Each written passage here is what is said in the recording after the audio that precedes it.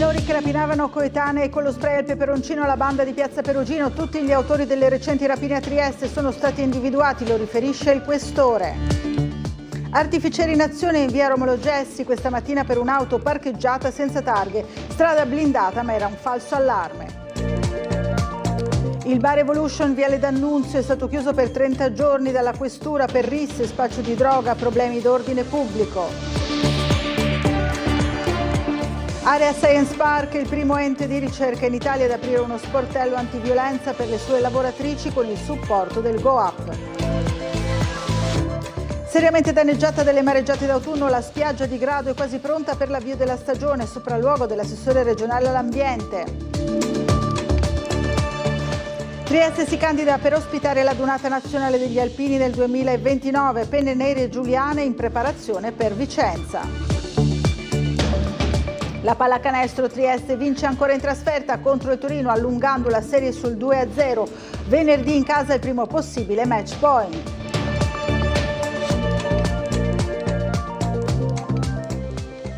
Buonasera dal telegiornale di Tele4, in apertura ancora la cronaca, individuati tutti gli autori delle rapine tentate e consumate nell'ultimo mese a Trieste. Si tratta di cittadini stranieri sia minorenni che maggiorenni. Nel servizio l'intervista al questore Pietro Ostuni, vediamo.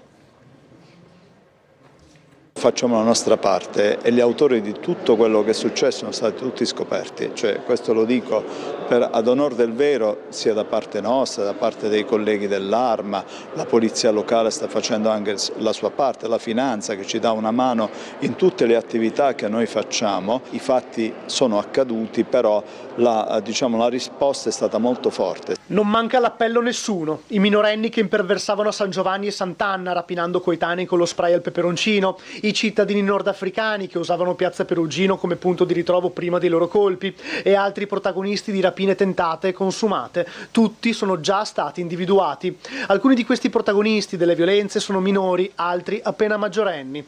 Il lavoro incessante delle forze dell'ordine svolto in queste ultime settimane con controlli interforze presso tutte le piazze e le vie cittadine hanno permesso di chiudere il cerchio. La città è cambiata negli anni, insomma, la presenza di tanti nuovi arrivi comunque pone qualche difficoltà, qualche problema. Noi facciamo la nostra parte, però ci sono anche altri che devono fare la loro.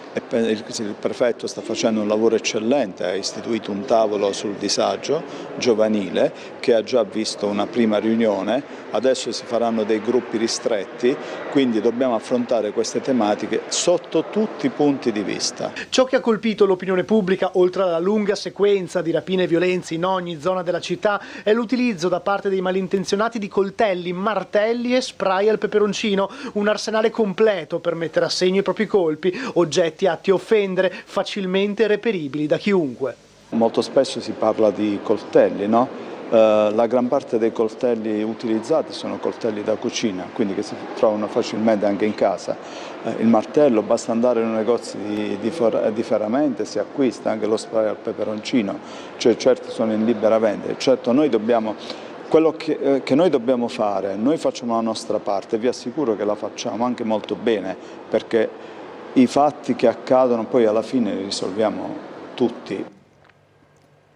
Artificieri in azione in via Romolo Gessi questa mattina per un'auto parcheggiata all'autostrada e senza targhe. Il mezzo considerato sospetto era pericolosamente nella zona dell'abitazione del presidente della regione. Di qui l'allarme è poi rientrato, ma vediamo il servizio.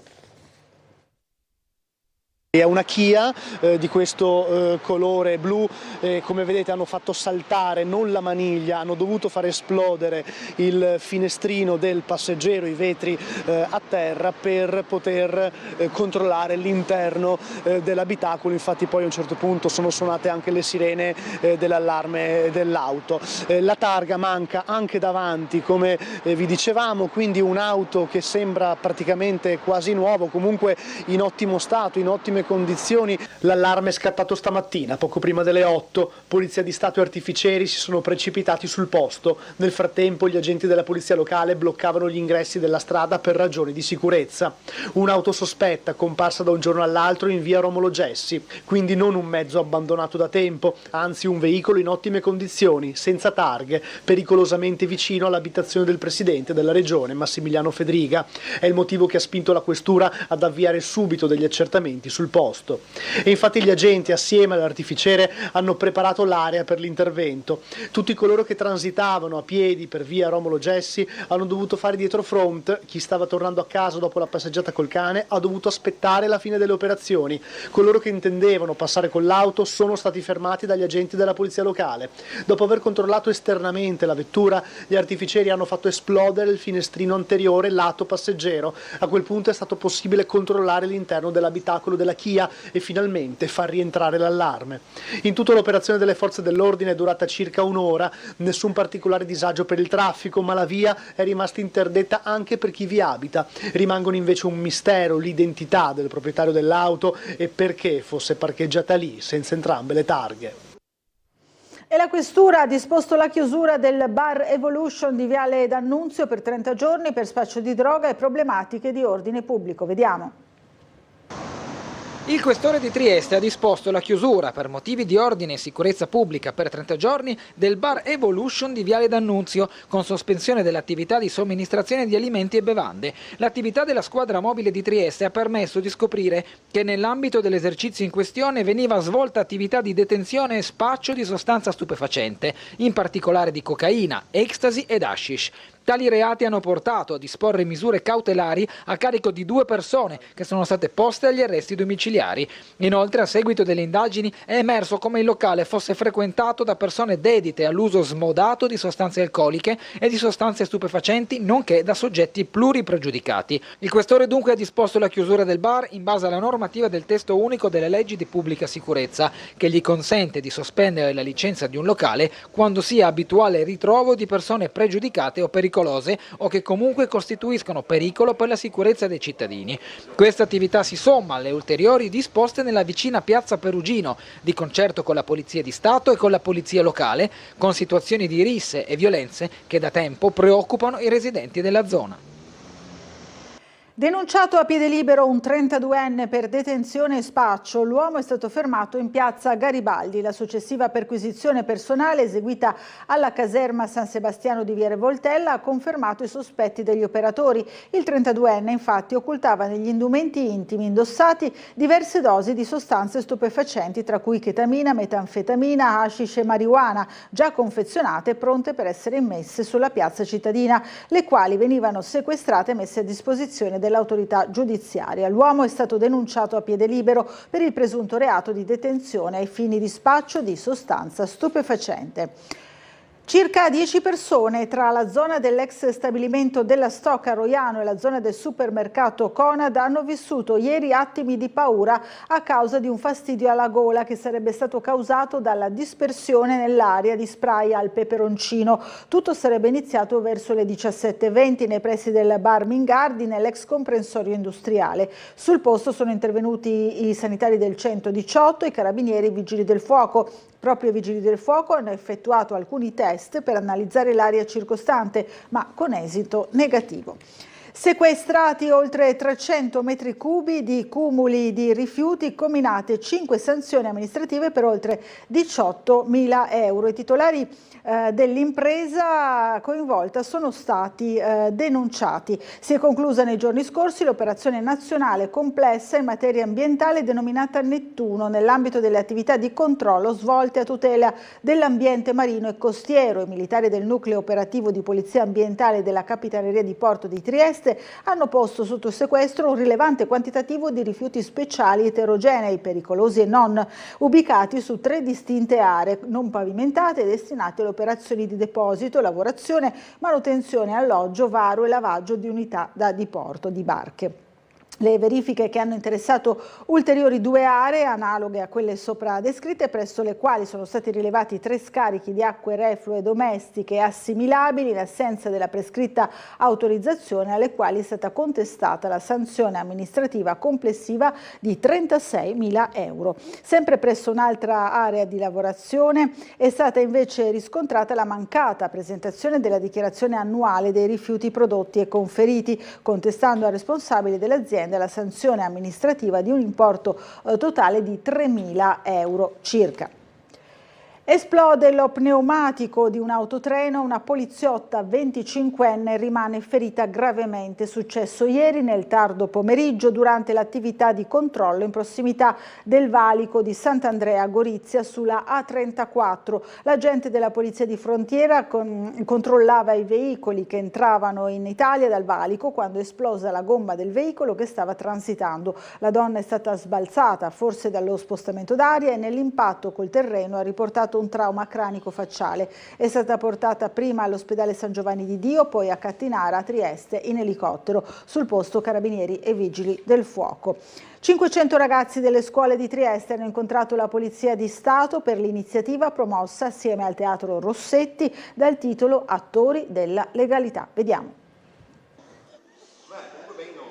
La Polizia di Stato ha incontrato 500 ragazzi delle scuole secondarie di primo e secondo grado della provincia di Trieste, attori della legalità. Il titolo dell'evento è andato in scena al Teatro Rossetti. È una delle molte iniziative portate avanti dalla Questura del capoluogo regionale per sensibilizzare i giovani su tanti temi, ma anche per confrontarsi con loro in un incontro partecipativo dove i protagonisti sono proprio i ragazzi.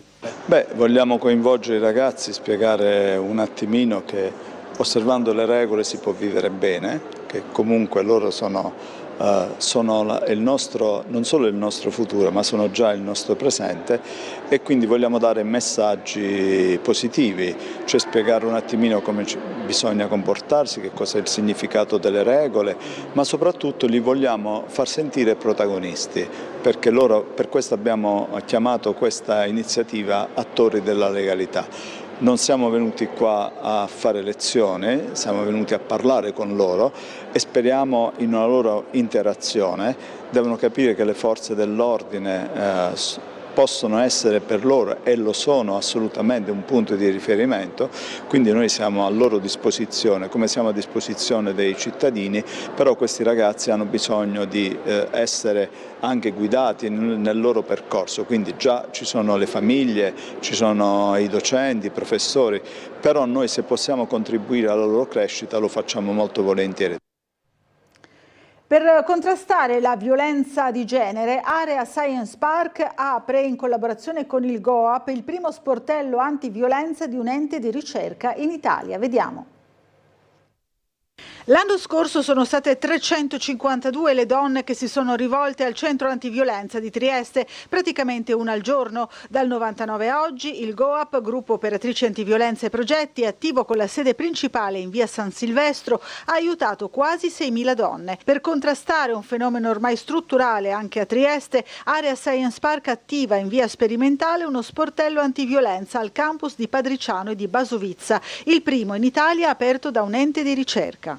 Nasce da un incontro con il GOAP, del centro antiviolenza. Abbiamo voluto un evento formativo e informativo, e dal titolo Conoscere il fenomeno per prevenire le discriminazioni, però non ci siamo voluti fermare lì, non basta la formazione, l'informazione, non basta un evento, e quindi abbiamo voluto creare una struttura stabile per consentire alle dipendenti di Area Science Park e alle dipendenti delle aziende insediate, degli enti di ricerca insediati, di poter rivolgersi anche solo per formazione e informazione. Ascoltare le richieste d'aiuto delle donne è l'obiettivo dell'iniziativa, che parte già dalla prossima settimana. Lo sportello si potrà contattare via mail, per telefono o nelle sedi direttamente di Padriciano e Basovizza, dove saranno presenti negli orari d'apertura 2 operatrici GOAP. Noi usciamo già dai nostri uffici tantissimo per fare attività di formazione e sensibilizzazione, che per noi è un'azione fondamentale di prevenzione per lavorare rispetto al fenomeno, alla conoscenza del fenomeno della violenza contro le donne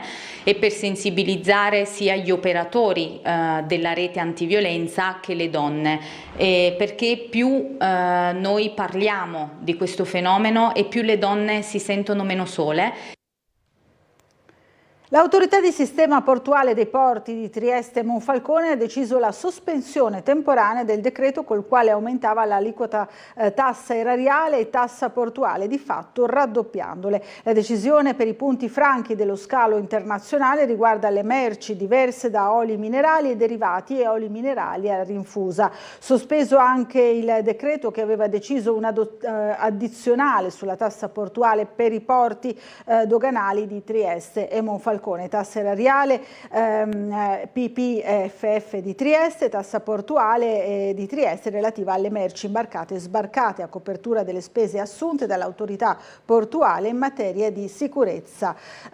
Il litorale di Grado è quasi pronto per la partenza della nuova stagione balneare. I lavori di risistemazione della spiaggia dopo le mareggiate d'autunno sono quasi ultimati. Oggi un sopralluogo dell'assessore regionale Scoccimarro. Vediamo. Ruspe è ancora in azione per qualche giorno, ma ormai ci siamo. I lavori di ripascimento delle spiagge di Grado, erose dalle mareggiate d'autunno, sono quasi terminati, in tempo per l'avvio della nuova stagione turistica e balneare. L'assessore regionale all'ambiente Fabio Scoccimarro ha compiuto oggi un sopralluogo insieme al commissario Viola e agli uffici tecnici di Comune e Regione. Siamo a Grado Pineta, ancora qualche giorno di lavoro, alle mie spalle vedete, i lavori saranno finiti su tutto il lungomare di Grado. Stagione salva, grazie alla Regione, grazie e complimenti agli uffici, grazie alle aziende molto veloci, siamo riusciti in tempi record a mettere a posto il disastro che si era verificato con le mareggiate di novembre. Problemi ci sono stati perché comunque il tempo non era clemente durante i lavori, ma veramente brave le aziende che hanno concluso tempo di record. Messa in salvo la stagione di Grado, la Regione investirà ancora per interventi più strutturali mirati a mettere in sicurezza l'Arenile da fenomeni atmosferici eccezionali ma sempre più frequenti. Quest'inverno lavori più grossi strutturali con quasi 4 milioni di euro messi a disposizione della Regione, altri soldi del Comune di Grado e quindi quest'anno e il prossimo Grado più bella che mai. Con una lunga lettera di cui vi proponiamo un estratto, il vescovo di Trieste, Monsignore Enrico Trevisi, ha portato il suo augurio in occasione della festa della mamma di domenica 12 maggio. Auguri a tutte le mamme, ha scritto, ognuna così unica, tutte così speciali. Penso a voi, neomamme, con le apprensioni che vi attraversano nei pensieri, nei sentimenti, nelle scelte. Penso a voi mamme, con il figlio che cresce e vive il desiderio delle sue prime esperienze e dei suoi primi distacchi. Penso a voi mamme con i figli che hanno preso le proprie strade vertiginose e ne portano le cicatrici, non sempre ben rimarginate. Penso alle mamme che invecchiano, possano sempre godere della riconoscenza dei figli, non perché non hanno mai sbagliato, ma perché, come sono state capaci, hanno sempre amato e comunque hanno avviato il mistero della vita dei figli, per la quale a loro va l'eterna gratitudine. Ora ci fermiamo per una piccola pausa pubblicitaria, restate con noi.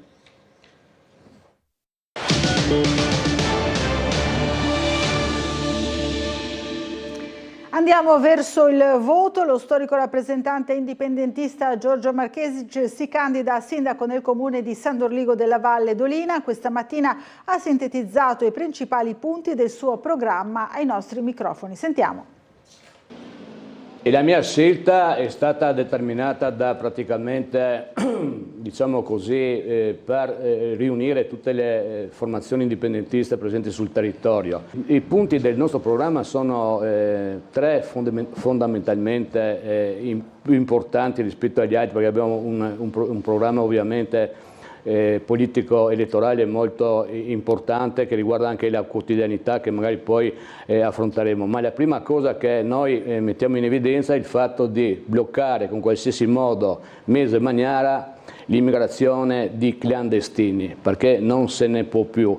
Quindi il primo punto, stop clandestini. Il secondo punto, ovviamente sempre se sarò eletto sindaco, è far applicare la legge 3054 del 25 novembre del 1952, tuttora vigente, legge italiana che praticamente fra le varie cose determina di non pagare più tasse allo Stato amministratore italiano, tasse non dovute. Il terzo punto è l'allargamento in virtù dell'allegato ottavo, che in questo periodo se ne parla molto, vedi anche la MSC che vuole acquistare la Varsila se verrà riconosciuto l'allegato ottavo, con praticamente anche la BAT che nel comune di San Dolivo della Valle d'Olina sta praticamente lavorando grazie ai punti franchi previsti dall'allegato ottavo, e quindi estendere l'allegato ottavo, i punti franchi, alla zona artigianale di quel comune. Trieste si candida per ospitare la Dunata Nazionale degli Alpini nel 2029. Ne abbiamo parlato insieme alle Penne Nere Giuliane durante i preparativi per la partenza della Dunata di quest'anno a Vicenza. Vediamo. Al comando dei nostri ufficiali caricheremo cartucce a mitraglia. I festeggiamenti sono già iniziati, in attesa delle celebrazioni vere e proprie. È partito il conto alla rovescia per la 95esima Dunata Nazionale degli Alpini a Vicenza. Anche le Penne Nere di Trieste si stanno preparando per la 3 giorni che culminerà domenica 12 maggio con la sfilata per le strade della città veneta. Non si perde tempo e alla sede della sezione Alpini di Trieste le Penne Nere nostrane si sono ritrovate per festeggiare l'imminente partenza. Fra cori, musica, buon cibo da condividere e racconti di tante esperienze vissute insieme, l'amato corpo è pronto a raccontarsi ancora una volta. È una bella festa, una festa che si rinnova ogni anno da 25 anni. Noi siamo carichi, siamo pronti, abbiamo organizzato un pullman che partirà qui da Trieste con tutti i nostri soci. La Dunata è qualcosa che così ci accomuna un po' tutti, ci si ritrova in tanti, sono soci, sono persone di tutte le estrazioni sociali e di tutte le credenze politiche anche, diciamolo, insomma, per cui è veramente una comunione di intenti e di fare alla fine. Essere alpini è una vera e propria missione e anche la sezione di Trieste nella sua storia ha portato il proprio contributo in ogni momento possibile. Adesso ricorre l'anniversario del terremoto del Friuli, la nostra sezione è stata presente così nei primi aiuti e nella ricostruzione anche del Friuli. Siamo stati in Armenia con la protezione civile, con gli inizi della protezione civile. Fari puntati verso Vicenza dunque, ma con un nuovo obiettivo all'orizzonte: riportare la Dunata Nazionale degli Alpini a Trieste. Certamente la sezione si è candidata ad ospitare la città di Trieste, perché alla fine è un impegno della collettività, a ospitare la Dunata del 2029. In occasione del 75esimo di ritorno della città di Trieste all'Italia. Sarebbe una grande emozione se fosse confermato, no? Certamente, abbiamo già l'imprimatur del Comune e della Regione scritto, per cui insomma l'impegno c'è, dipende tanto da quello che la sede nazionale deciderà. Prima di passare alla pagina sportiva, una notizia di servizio: disagi sulla viabilità autostradale in territorio muggesano. Vediamo il sito di Trieste prima. L'ANAS ha comunicato la chiusura al traffico all'interno della Galleria Montedoro della corsia d'emergenza e di marcia in entrambe le direzioni. Direzione Slovenia dal chilometro 32+652 al 34,008 e direzione Trieste dal 32,652 al 33,935. A partire dalle 22 dell'8 maggio quindi alle 22 di questa sera fino alle 6 del 9 maggio. E poi a partire dalle 22 di domani 9 maggio fino alle 6 del 10 maggio, quindi in orario notturno. Dicevamo lo sport: la pallacanestro Trieste vince anche gara 2 a Torino e si avvicina al passaggio del turno. Venerdì si disputerà gara 3 a Trieste. Vediamo. La pallacanestro Trieste sigla il secondo successo esterno contro Torino e si porta sul 2-0 nella serie playoff, avendo ora 2 match point sulla racchetta per qualificarsi alle semifinali promozione. Fra tutte l'immagine della tripla messa a segno da Hailey Brooks, 27 punti per lui, può considerarsi l'emblema della partita, chiusa a 18 secondi dalla sirena, sradicando la parità e chiudendo i conti 84-87 per i giuliani. Marce subito alte per Trieste, che apparecchia la tavola con una schiacciata di Justin Reyes nel cuore della difesa piemontese e replica in penetrazione allungandosi sino al tabellone nel traffico. Risponde Kennedy con una tripla, mettendo a segno il suo primo canestro della serie. I biancorossi sfoderano una penetrazione di Ruzier e un semigancio di Candussi, a cui risponde l'atletico Thomas. Trieste tocca il massimo vantaggio sul 10-17 grazie all'ingresso di Menalo. C'è ancora Kennedy però ad evitare la fuga ospite con un altro tiro dalla lunga distanza, 13-19. Schina e De Vico riportano i giallo-blu a contatto a un minuto dalla pausa nonostante il canestro ravvicinato di Candussi. E Bossi, subentrato a Ruzier, a riallungare la prima sirena sul 18-24. Torino non ci sta, Trieste controlla il ritmo e con tanti falli conquistati mette in bonus la Reale Mutua già dopo 4 minuti di periodo. Arriva il primo vantaggio in doppia cifra per i biancorossi con l'1-2 di Candussi in lunetta, 22-32. Vencato contribuisce dalla linea della carità non lasciando fuggire Trieste, trovando la giusta fisicità in pitturato. La Reale Mutua resta prima sul -9, colpita più e più volte da Ruzier, ma ha poi il grande merito di piazzare improvvisamente il break di 11-0, con Poser, Thomas e Schina per mettere la freccia sul 43-41. L'ultimo acuto prima della pausa lunga è di Brooks per il +2 di Trieste ai 20 minuti. Punti pesanti con le triple di Kennedy e Filloy, poi i liberi di Reyes e il contributo di Vildera. Trieste si prende 6 punti di margine, 47-53. Torino si rifà subito sotto col proprio duo americano e nel momento in cui gli ospiti fanno fatica ad andare a canestro, sono i 3 rimbalzi d'attacco di fila a tenere avanti i biancorossi, seppur di un solo possesso, 54-56. Poi il fallo tecnico alla panchina di casa e i 3 liberi imbucati da Brooks e Bossi danno un piccolo strappo ai biancorossi, che sfruttano il nervosismo torinese per una serie copiosa di conclusioni dalla lunetta a mantenere il vantaggio esterno anche al 30 minuti, con la tripla allo scadere dall'angolo di Ferrero per il +5, 65-70. Le distanze restano corte, De Vico impata sul 62-72 a 6 minuti dalla fine ed è nuovamente tutto da rifare per i biancorossi, che sbagliano parecchio e si fanno sorpassare 2 minuti dopo ancora da De Vico, 76-74 in contropiede. Reyes piazza la tripla frontale, Poser è però una spina nel fianco, dolorosa per Trieste sul -1 ai 37 minuti. I giuliani pescano poi 4 punti di fila dal cilindro con Filloy e Reyes, tornando avanti 78-81, prima di un nuovo vantaggio della Reale Mutua sull'82-81. L'ultimo minuto è cruciale, Filloy ha la mano calda per piazzare la bomba del +2, 82-84, De Vico pareggia in penetrazione, ma Brooks inventa il colpo del KO, imbucando subito dopo la tripla del +3, 84-87, con 18 secondi ancora da giocare. Pepe sbaglia dall'altra parte la bomba della disperazione. I giuliani vanno sul 2-0 nella serie con una doppia vittoria in trasferta. Venerdì sarà gara 3 a Trieste. Ed è tutto per questa edizione del nostro telegiornale. Vi ricordo l'appuntamento domani mattina con Sveglia Trieste. A ospiti domani mattina di Bernardo Ulotta ci saranno Carlo Grilli e Ugo Rossi. Grazie a tutti per averci seguito e buon proseguimento di serata.